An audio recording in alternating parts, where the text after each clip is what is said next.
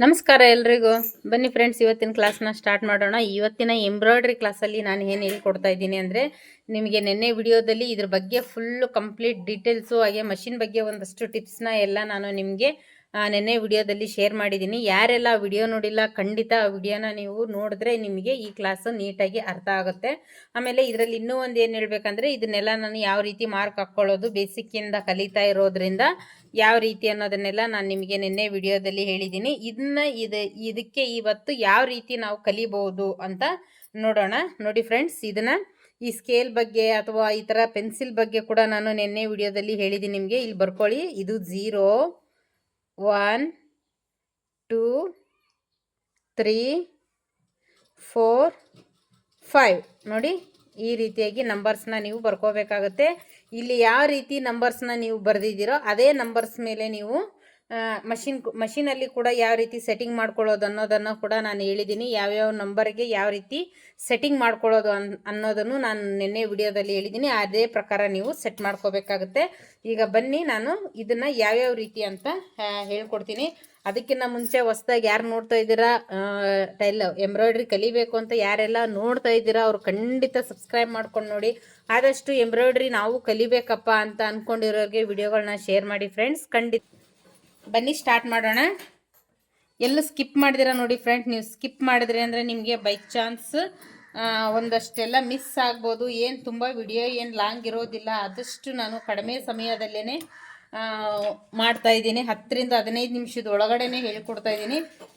ಈಗ ಸ್ಟಾರ್ಟಿಂಗ್ ಆಗಿರೋದ್ರಿಂದ ಮುಂದಕ್ಕೆ ಬರ್ತಾ ಬರ್ತಾ ನೀವು ಒಂದು ಡಿಸೈನ್ ಕಲಿಬೇಕಾದ್ರೆ ನಿಮಗೆ ಸ್ವಲ್ಪ ಟೈಮ್ ಹಿಡಿಬೋದು. ಆ ಟೈಮಲ್ಲಿ ಬೇಕಿದ್ರೆ ವಿಡಿಯೋ ಲಾಂಗ್ ಆದರೂ ಪರವಾಗಿಲ್ಲ. ಈ ಟೈಮಲ್ಲಿ ನಿಮಗೆ ಆದಷ್ಟು 20 ನಿಮಿಷದ ಒಳಗಡೆನೆ ವಿಡಿಯೋ ಮಾಡೋದಕ್ಕೆ ಟ್ರೈ ಮಾಡ್ತಾ ಇದ್ದೀನಿ. ಈಗ ಇದನ್ನು ನಾನು ಯಾವ ರೀತಿ ಅಂದರೆ 0ದಿಂದ ನಾನು ಸ್ಟಾರ್ಟ್ ಮಾಡ್ತಾ ಇರೋದು. 0ದಿಂದ ಸ್ಟಾರ್ಟ್ ಮಾಡಬೇಕಾದ್ರೂ ಅಷ್ಟೇ ನಮಗೆ ಈ ಫ್ರೇಮ್ ಮೂಮೆಂಟ್ ಅನ್ನೋದೇನಿದೆ ನೋಡಿ, ಲೆಫ್ಟು ರೈಟು ಆಮೇಲೆ ಅಪ್ಪು ಡೌನು ಎಲ್ಲ ಥರ ಮೂಮೆಂಟ್ನು ನಾವು ಖಂಡಿತ ಕಲೀಲೇಬೇಕು. ನೋಡಿ, ಈಗ 0ದಿಂದ ನಾನು ಸ್ಟಾರ್ಟ್ ಮಾಡ್ತಾ ಇದ್ದೀನಿ. ನೋಡಿ, ಇದು ಯಾವ ಡೈರೆಕ್ಷನ್ ಇಲ್ಲಿದೆ ನೋಡಿ. ಈ ಸೂಜಿನ ನಾವು ಇದಕ್ಕೆ ಟಚ್ ಮಾಡಿದಾಗ ನಮಗೆ ಯಾವ ರೀತಿಯಾಗಿ ಬರುತ್ತೆ ನೋಡಿ, ಅದೇ ಡೈರೆಕ್ಷನಲ್ಲಿ ಇರಬೇಕಾಗತ್ತೆ.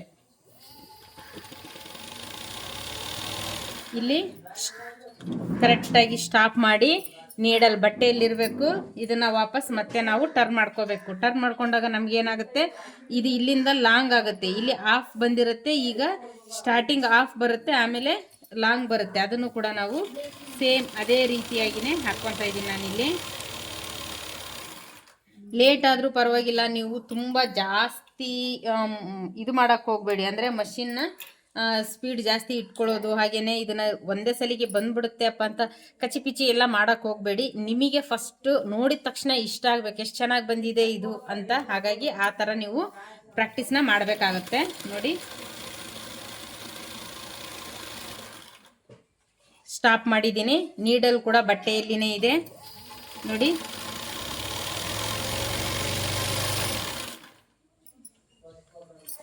ಮತ್ತೆ ಈ ಸೈಡ್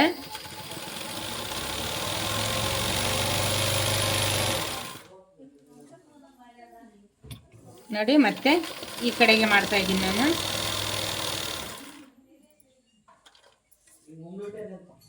ನೋಡಿ, ಮತ್ತೆ ಈ ಕಡೆ ಈ ರೀತಿ. ಈಗ ನಾನು ಇದು ಮಾಡಿರೋದು ನಂಬರ್ 0ದಿಂದ. ಈಗ ನಾನು ಮತ್ತೆ ಇದನ್ನು ಏನು ಮಾಡ್ತೀನಿ, ನಂಬರ್ 1ಗೆ ನಾನು ಇದನ್ನು ಸೆಟ್ ಮಾಡ್ಕೊತೀನಿ. ಸೆಟ್ ಮಾಡಿಕೊಂಡು ನೀವೇನು ಮಾಡಬೇಕು, ವಾಪಸ್ ಮತ್ತೆ ಇಲ್ಲಿಂದ ಬರಬೇಕಾಗುತ್ತೆ. ನೋಡಿ, ನಾನು ಈ ಕಡೆ ಬರುವಾಗ ಈ ಮೇಲೆಯಿಂದ ಕೆಳಗೆ ಬಂದಿದ್ದೆ, ಈಗ ಕೆಳಗಡೆಯಿಂದ ಮೇಲೆ ಹೋಗ್ತಾ ಇದ್ದೀನಿ. ಎಲ್ಲ ಥರ ಮೂಮೆಂಟ್ನು ನೀವು ಆದಷ್ಟು ಕಲಿಬೇಕಾಗುತ್ತೆ. ನೋಡಿ, ಈ ಫ್ರೇಮ್ ಏನಿರುತ್ತೆ ತುಂಬ ಸ್ಪೀಡಾಗಿ ಮೂವ್ ಮಾಡೋಕ್ಕೆ ಹೋಗಬೇಡಿ, ಲೈಟಾಗಿ ನೋಡ್ಕೊಳ್ಳಿ.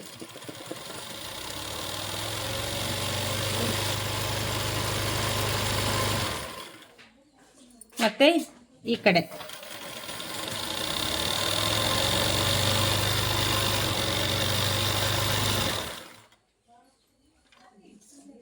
ಮತ್ತೆ ಈ ಸೈಡ್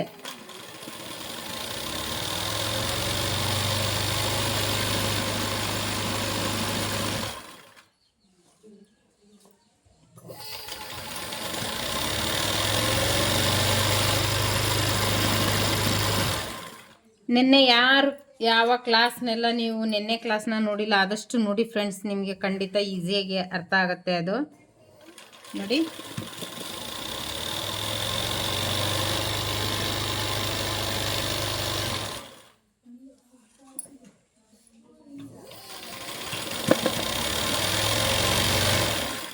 ಇಷ್ಟು. ಈಗ ಮತ್ತೆ ಅದೇ ಥರ ಸೇಮ್ ಸೆಟ್ಟಿಂಗು ಎರಡರಲ್ಲಿ, ಇದರಲ್ಲಿ ನಾವು ಏನೇನು ಚೇಂಜ್ ಮಾಡ್ಬೋದು ಅಂತ ನೋಡಿದ್ರೆ, ಇದನ್ನು ಅಷ್ಟೇ ಸೇಮ್ ನೀವು ಇದು ಲಿಫ್ಟರ್ ಏನಿರುತ್ತೆ ಇದನ್ನು ನಂಬರ್ 2ಗೆ ನೀವು ಸೆಟ್ ಮಾಡ್ಕೋಬೇಕಾಗುತ್ತೆ ಸ್ಕ್ರೂ ಡ್ರೈವರಿಂದ. ಹಾಗೆಯೇ ಇದರಲ್ಲಿ ಸ್ವಲ್ಪ ಡಿಸೈನ್ನ ನೀವು ನೋಡ್ಕೋಬೇಕಾಗುತ್ತೆ. ಇದು 0 ಬಂದಿದೆ, ಇದು 1 ಬಂದಿದೆ, ಇದು ನಂಬರ್ 2ಗೆ ಬಂದಿದೆ. ಅಂದರೆ ಇದರಲ್ಲಿ ನಿಮಗೆ ಅಗಲ ದಪ್ಪ ಯಾವ ರೀತಿ ಆಗ್ತಾ ಇರುತ್ತೋ ನೀವು ಅದನ್ನೆಲ್ಲ ಅಬ್ಸರ್ವ್ ಮಾಡಿ ನೋಡ್ಕೋಬೇಕಾಗತ್ತೆ. ನಿಮ್ಮದು ಡೈರೆಕ್ಷನ್ ಏನಿದ್ರು ನಿಮ್ಮ ಕಣ್ಣು ನೇರ ಈ ಮಾರ್ಕಿನ ಮೇಲೆ ಇರಬೇಕು. ಅದಕ್ಕೆ ನಾನು ಹೇಳ್ತಾ ಇರೋದು ಮಾರ್ಕ್ ಮಾಡ್ಕೊಂಡು ಮಾಡಿ.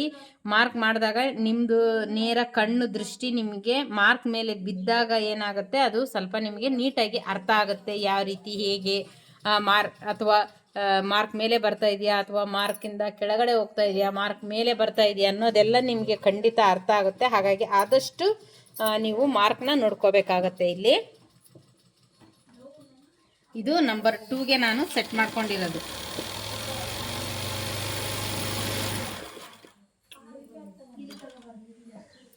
ಕರೆಕ್ಟಾಗಿ ಇದು ಫ್ರೇಮ್ ಮೂಮೆಂಟನ್ನು ಅಷ್ಟೇ ನೀವು ಪ್ರತಿಯೊಂದನ್ನು ಆದಷ್ಟು ಅಬ್ಸರ್ವ್ ಮಾಡಿ ನೋಡ್ಕೋಬೇಕಾಗತ್ತೆ.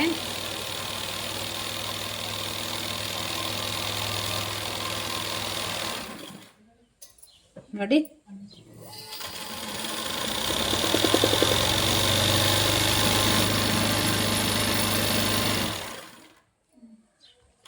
ಆದಷ್ಟು ಡಿಸೈನ್ನ ಈ ಥರ ಫ್ಲಾಟಾಗಿ ಹಾಕೋದಕ್ಕೆ ಟ್ರೈ ಮಾಡಿ. ಈ ಥರ ಮುದ್ದೆ ಎಲ್ಲ ಮಾಡೋಕ್ಕೆ ಹೋಗಬೇಡಿ. ಅದನ್ನು ಸ್ವಲ್ಪ ನೀಟಾಗಿ ಫ್ರೇಮ್ ಮೂಮೆಂಟ್ನ ಸ್ಪೀಡಾಗಿ ಮೂವ್ ಮಾಡೋದು ಅಥವಾ ಅಲ್ಲೇ ಓಲ್ಡ್ ಮಾಡೋದು ಮಾಡಿದಾಗ ನಿಮಗೆ ಓಲ್ಡ್ ಮಾಡಿದಾಗ ಈ ಥರ ಒಂದೇ ಹತ್ರ ಲೋಡ್ ಜಾಸ್ತಿ ಬೀಳುತ್ತೆ. ಸ್ಟಿಚಿಂಗ್ ಇದು ಲೋಡು ಜಾಸ್ತಿ ಬೀಳೋದ್ರಿಂದ ಸರಿ ಬರೋದಿಲ್ಲ. ಅದು ಆದಷ್ಟು ನೋಡ್ಕೊಳ್ಳಿ.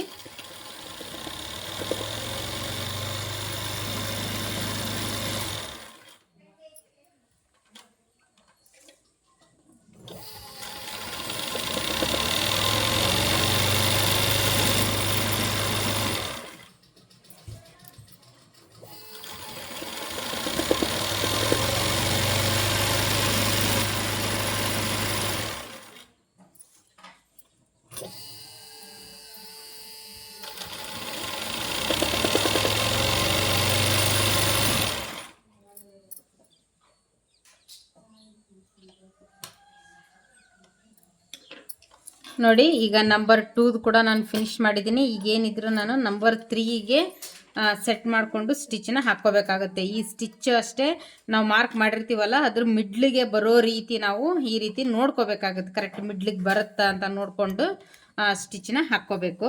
ತುಂಬ ಹೇಳ್ತೀನಲ್ಲ, ಫ್ರೇಮ್ನ ಸ್ಪೀಡಾಗಿ ಮೂವ್ ಮಾಡಬೇಡಿ, ಹಾಗೆ ನಿಧಾನಕ್ಕೂ ಮಾಡೋಕ್ಕೆ ಹೋಗಬೇಡಿ, ಒಂದೇ ಡೈರೆಕ್ಷನಲ್ಲಿ ಇರಲಿ.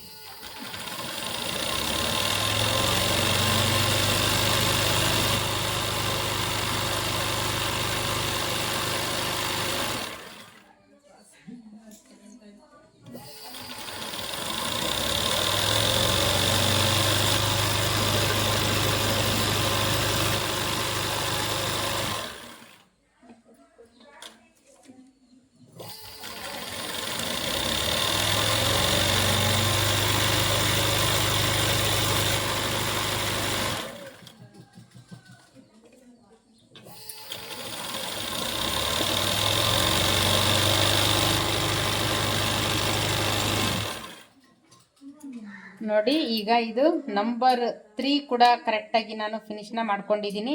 ಯಾವ ರೀತಿ ಹೇಗೆ ಅನ್ನೋದೆಲ್ಲ ನಿಮಗೆ ಕರೆಕ್ಟಾಗಿ ಗೊತ್ತಾಗ್ತಾ ಇದೆ. ಪಾಯಿಂಟು ನೀವು ಮಿಸ್ ಮಾಡ್ಕೊಂಡಿರ ನೋಡಬೇಕಾಗುತ್ತೆ. ನೋಡಿ, ನಾನು ಇಷ್ಟೊತ್ತವರೆಗೂ ನಾನು ಫ್ರೇಮ್ನ ಈ ರೀತಿ ಹಿಡ್ಕೊಂಡಿದ್ದೆ.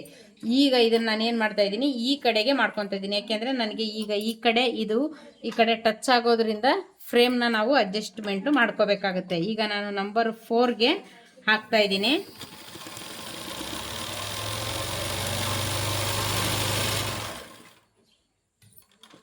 ಇಲ್ಲೆಲ್ಲ ರೌಂಡ್ ಬರೋ ಹಾಗಿಲ್ಲ, ಇಲ್ಲೆಲ್ಲ ಯಾವ ರೀತಿ ಶಾರ್ಪ್ನೆಸ್ ಬಂದಿದೆಯೋ ಅದೇ ರೀತಿನೇ ಬರಬೇಕು ನಿಮ್ಮದು ಕೂಡ.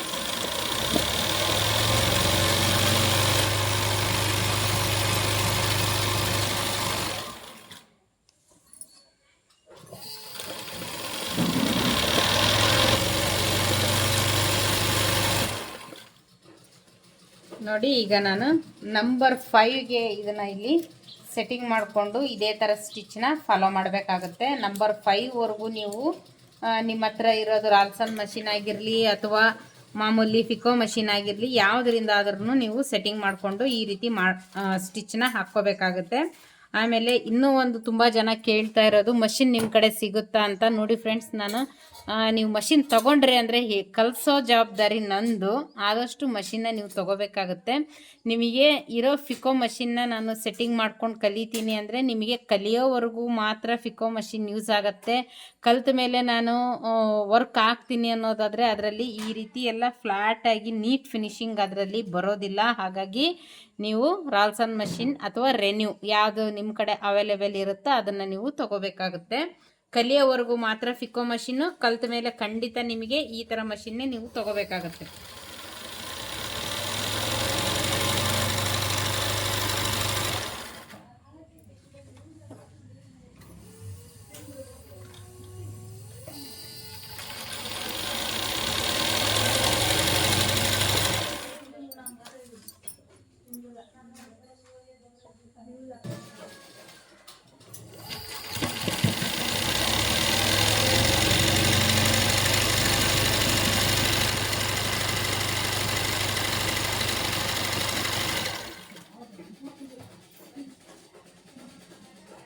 ಅದು ದಾರ ಆ ಕಲರ್ ಖಾಲಿಯಾಗಿರೋದ್ರಿಂದ ನಾನು ಬೇರೆ ಕಲರ್ ಹಾಕಿದ್ದೀನಿ.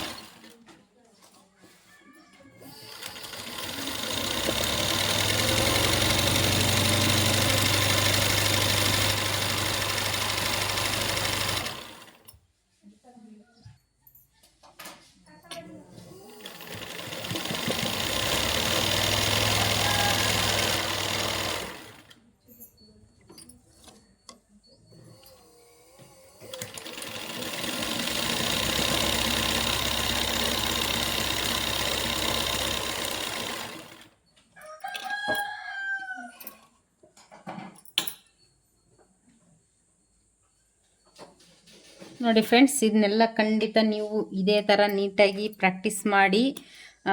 ಯಾರೆಲ್ಲ ನೀವು ಗ್ರೂಪಲ್ಲಿದ್ದೀರಾ ಆದಷ್ಟು ನನಗೆ ಡೈಲಿ ನೀವು ಪ್ರಾಕ್ಟೀಸ್ ಮಾಡಿರೋದನ್ನೇ ಯಾವ ರೀತಿ ಬಂದಿದ್ರೂ ಪರವಾಗಿಲ್ಲ, ಡೈಲಿ ಫೋಟೋಸ್ನ ಹಾಕಬೇಕಾಗುತ್ತೆ.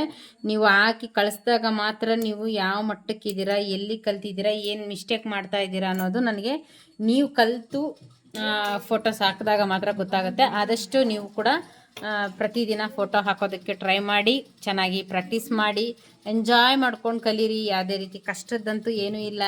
ಆದರೆ ಕೈ ಮಾತ್ರ ಭಾಳ ಸೇಫ್ಟಿಯಾಗಿ ಹುಷಾರಾಗಿ ಇಟ್ಕೊಳ್ಳಿ ಫ್ರೆಂಡ್ಸ್. ಇದರಲ್ಲಿ ಏನೇ ಡೌಟ್ಸ್ ಇದ್ದರೂ ಆದಷ್ಟು ಕಮೆಂಟ್ ಮಾಡಿ ತಿಳಿಸಿ. ನೀವು ಯಾರಾದರೂ ನಮ್ಮ ಗ್ರೂಪ್ಗೆ ಜಾಯ್ನ್ ಆಗಬೇಕು ಅಂದ್ಕೊಂಡಿದ್ರೆ ಖಂಡಿತ ಈ ನಂಬರ್ಗೆ ನೀವು ವಾಟ್ಸಪ್ ಮಾಡ್ಬೋದು. ಹಾಗೆಯೇ ಈ ವಿಡಿಯೋನ ಇಲ್ಲಿಗೆ ಎಂಡ್ ಮಾಡ್ತಾ ಇದ್ದೀನಿ. ಏನೇ ಡೌಟ್ಸ್ ಇದ್ದರೂ ಕಮೆಂಟ್ ಮಾಡಿ ತಿಳಿಸಿ. ಹಾಗೆಯೇ ನಿಮ್ಮ ಅನಿಸಿಕೆ, ಅಭಿಪ್ರಾಯ, ಇನ್ನು ಏನೆಲ್ಲ ನಿಮಗೆ ಕಲಿಬೇಕು ಅನ್ನೋದಿದೆ, ಯಾವ ರೀತಿ ಕ್ಲಾಸ್ ಬೇಕಾಗಿದೆ ಅನ್ನೋದನ್ನು ಕೂಡ ನನಗೆ ಆದಷ್ಟು ಕಮೆಂಟ್ ಮಾಡಿ ತಿಳಿಸಿ ಫ್ರೆಂಡ್ಸ್. ಈ ವಿಡಿಯೋ ಇಲ್ಲಿಗೆ ಎಂಡ್ ಮಾಡ್ತಾ ಇದ್ದೀನಿ. ಹಾಗೆ ನೆಕ್ಸ್ಟ್ ವಿಡಿಯೋದಲ್ಲಿ ಸಿಗೋಣ. Thank you so much.